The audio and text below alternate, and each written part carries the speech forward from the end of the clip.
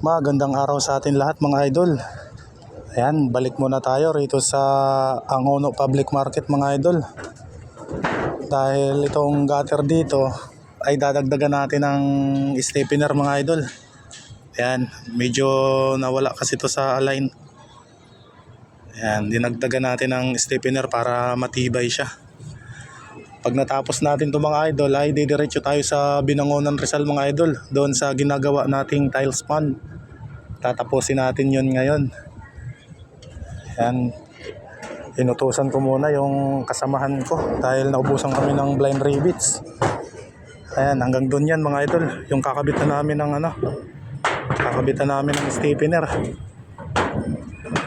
Ayan,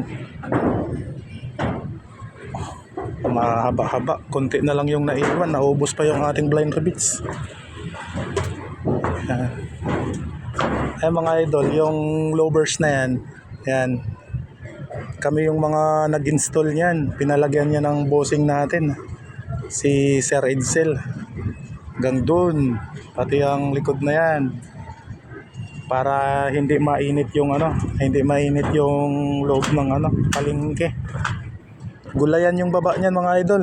Yung baba na yan, palaisdaan, tindahan ng isda at gulayan dyan.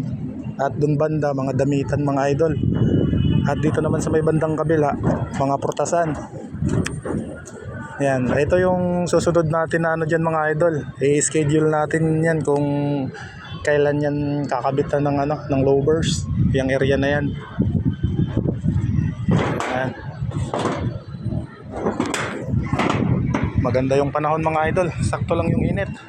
Okay, maraming salamat sa ating lahat mga idol. Maraming salamat sa panonood. Hanggang dito lang muna yung ating video mga idol. Mag-iingat tayong lahat.